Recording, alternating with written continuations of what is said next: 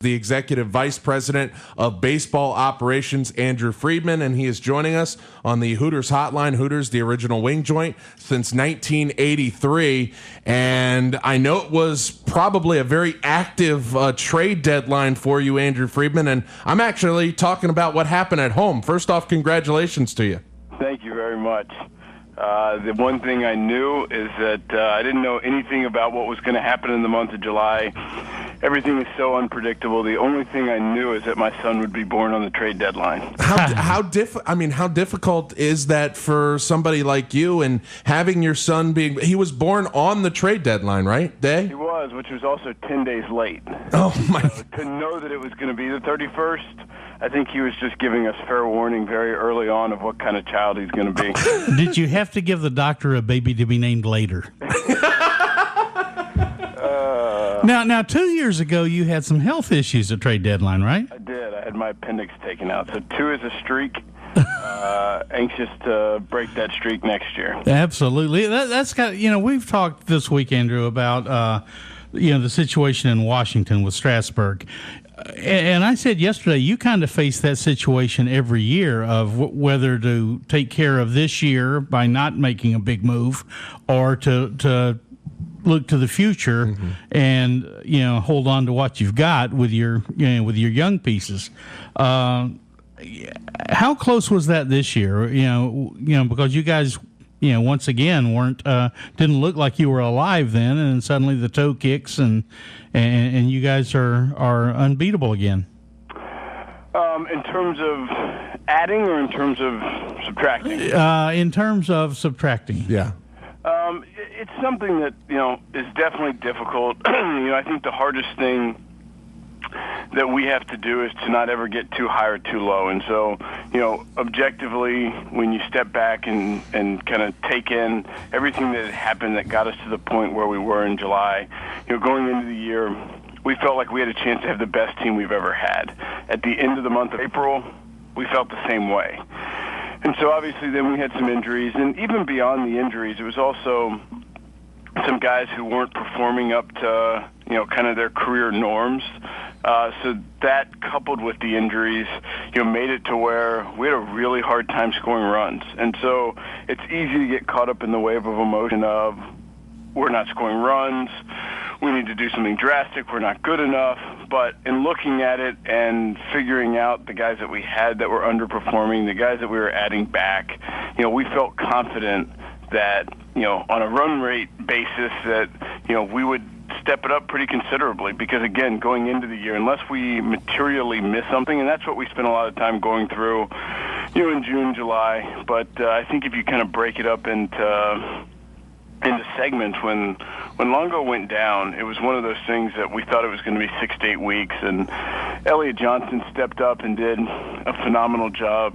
Sean Rodriguez did a phenomenal job, and then fast forward to late May, and Longo's out on his rehab assignment. We're in Washington. Longo has a setback. Matt Joyce gets hurt. That, for me, was kind of that pivotal moment where guys just kind of exhaled. Guys who were doing so well, kind of holding down the fort. It was only so long that people can do it, and I think it was a real, kind of letdown with Longo having the setback and also Joyce getting hurt. And so from that period forward for, what felt like a very long time, we didn't play very well. And, it's important to kind of break up the season and not, again, get too high or too low. And so we felt really confident in our ability to, on the run prevention side, not just with our pitching, but also our defensive players. And then on the run scoring side, we felt like we were much better than a 630-run scoring team coming into the year. And so we had confidence to let it go. That being said, we always are evaluating everything because we can't have hard and fast rules about anything. And so we're open-minded and different ways to try to make us better. And, if we can achieve that, we'll obviously be aggressive to do it. Rays Executive Vice President of Baseball Operations is Andrew Friedman. He's joining us on the Hooters Hotline here on Sports Radio 98.7 The Fan with Gary and the Commish. Andrew, can you talk about the job Derek Shelton has done as hitting coach? Yeah, I think it's really difficult to evaluate coaches for people from the outside. It's one of those things. There's so much that goes on behind the scenes. The work ethic, the thing that go into it, and Derek is as hard of a worker as we have. When we don't score a lot of runs that night, nobody wears it harder than he does. And so he's extremely motivated each night, to help with a game plan, to get guys right. And it's really difficult because on the pitching side, you basically control things. And so you can attack hitters' weaknesses. On the other side is you're basically reacting. And so it's much more difficult to coach that side of things in a way that you can anticipate what's actually going to happen in that night's game, because different teams advance differently, and guys that have weaknesses, and almost every hitter has them, and pitchers who are able to exploit them better than others are going to have more success. Simply said, pitchers hold the advantage, and so when they can execute in areas where hitters aren't as strong, more often than not they're going to win. And so it's a fine line of not making people too aware of what their weaknesses are, but trying to work on it. Long story short, he is, a great ambassador for what we do. His work ethic is off the charts, and really gets it from incorporating some of our data, really understanding swing mechanics. Extremely hard worker. So you can only control so much, and those core components are things that are really important to us, and he is top of the charts when it comes to those things. And so obviously we'd like more offensive production, we'd like more consistent offensive production, but some of it gets into what our resources are, and the other is that we've made a cognizant effort to be really good on the defensive side of things. And so on the run prevention side, where we try to dominate, sometimes you lower your offensive standards some to make sure that the defensive quality is good enough. And so, all those things factored in, I think oftentimes hitting coaches get too much credit or too much blame in certain situations, and it really takes getting into the personnel. And we had some guys that were underperforming, there's no question. But again, I don't think it's because Derek Shelton said, hey, Yeah, let's look at those strike threes. Don't hit. Whatever you do, don't hit. Exactly. If that was his message, we have problems. Yeah, I think a lot of it gets into people not realizing what a batting coach's duties are, that they don't take 250 hitters and turn them into 300 hitters, or they get paid a lot more money. Yeah, no kidding.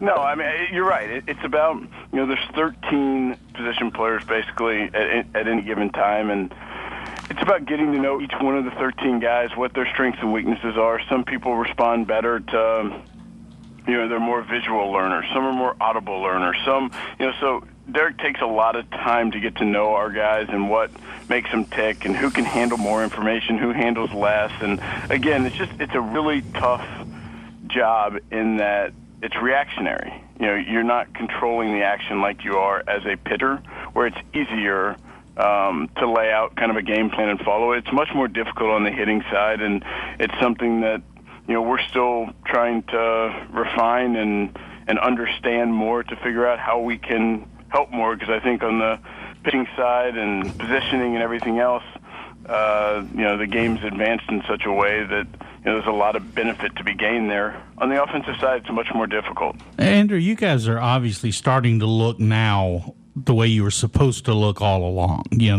Luke's back in the lineup. Longo, of course, is playing. What do you look for in September? What's going to happen in September? Obviously not finish, but what do you expect? I expect a lot of the same. If you look back to basically the month of April, and now these last 2-3 weeks, basically had, for the most part, the core of our team together. The first 4 months of the season, and no one really talks about it, and it's something that Joe and I lamented a lot at the end of spring training, was not having Samfold.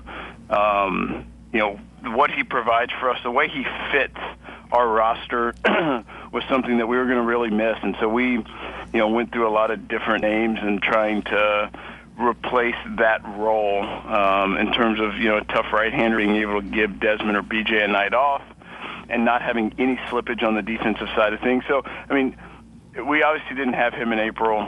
He's providing a nice boost for us, and obviously now we have Longo back, Luke Scott back. For the most part, we're, what we anticipated being. I don't think we're going to be an offensive juggernaut, but I think we're going to score a lot of runs, and we're going to score an ample amount of runs that, with factored in our pitching and our defense, it's going to allow us to win a lot of games. And so what that ultimately means, I'm not smart enough to say, but our goal is absolutely to win the American League East, and that's what we're going to try to do in the month of September. Boy, there's never been a bigger difference between the division winner and the wild card guys either. Absolutely right. Hold on. Raise Executive Vice President of Baseball Operations, Andrew Friedman. Go ahead, Gary. I just had to, let people know who they're listening to. They know, baby. They got it locked in. Baby, yeah. Why didn't they go to a best of three in that playoff? And do you think they will in years to come? I can't answer that in years to come. I know this year it was much more about the timing of when they did it. They had to set the schedule early enough for TV that just the calendar didn't work. You don't want to get into, the first 10 days of November and all the weather that can happen there. And, Rays fans remember that very well from Philadelphia in 2008. And it's something that they really wanted to avoid. And so a one-game playoff is certainly not ideal. You're talking about a sport where the best teams basically win 60% of the time and the worst teams in baseball win 40% of the time.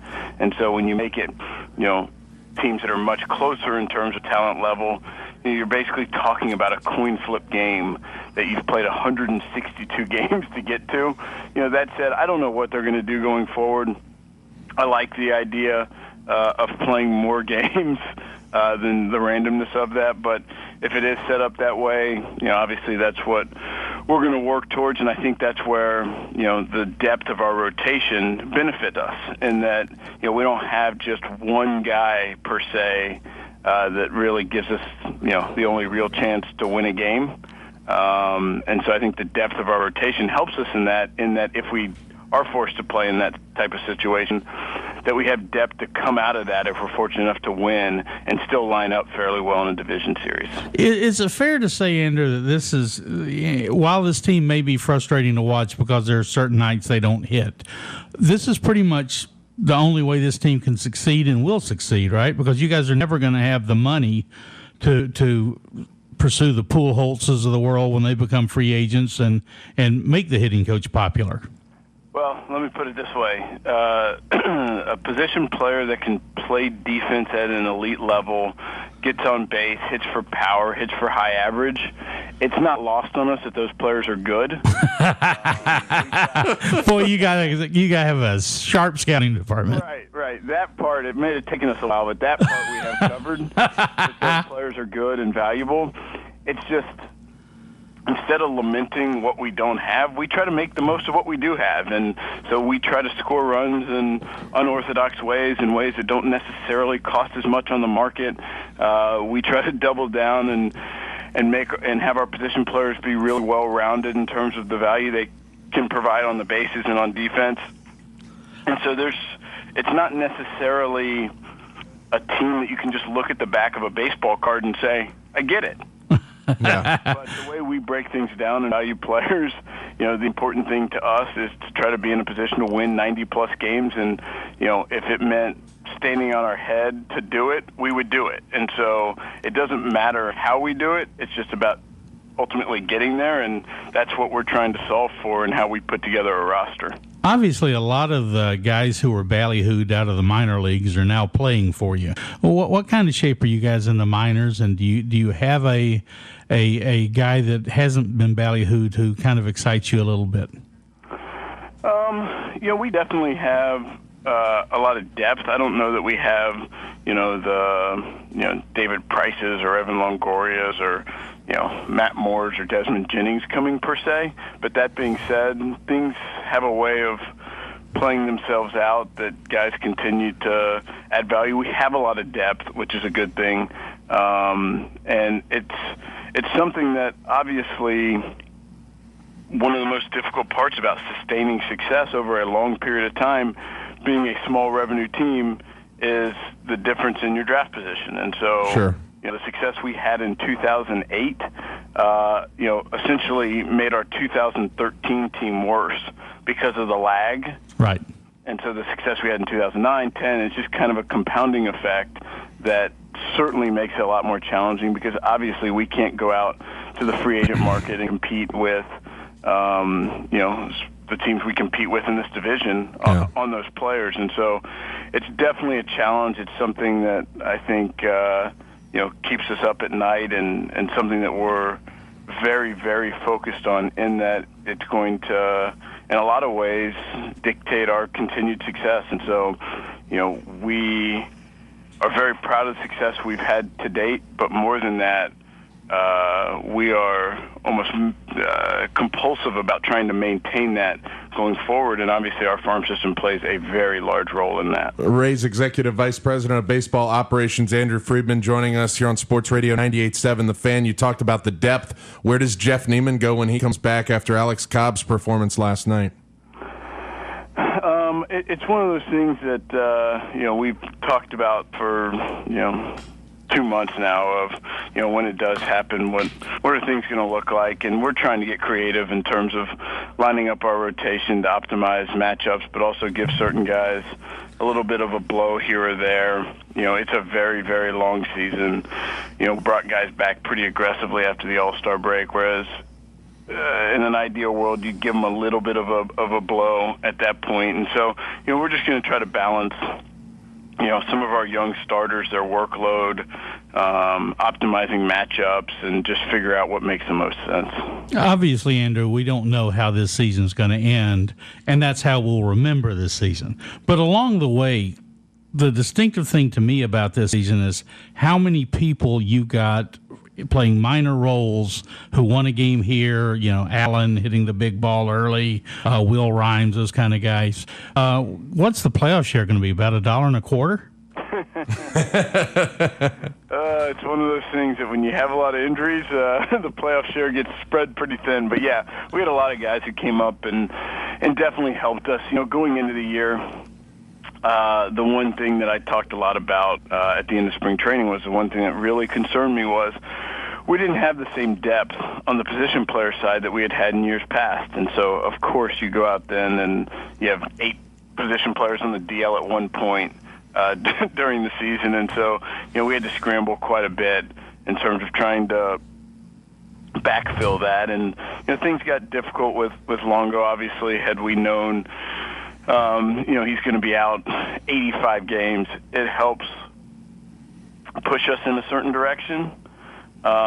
And at the time we thought it was going to be 6 weeks. And so, that makes it more difficult. But we had a lot of different guys who came up and provided a nice little boost for us, and, single-handedly won certain games. And, that's kind of the patchwork job we had to do with all the injuries that we had. Well, Andrew, we do appreciate you taking so much time to sit here and chat with us this morning. Congratulations on the success of the team, especially recently. We look forward to a great run in the postseason. I'm going to see Art today to get my hair cut, and he wanted me to tell you hi. Nice. Me getting my hair buzzed certainly altered my trips to Art, but tell him I said hello. I told Gary when I go to see Art, I asked to get the Andrew, so I'm just telling you that right now. Andrew. Careful. Hey, congratulations not only on the success of the team, but the success of your family as well. I appreciate it, guys. See you soon, Andrew. All right, Andrew Friedman, the Executive Vice President of Baseball Operations.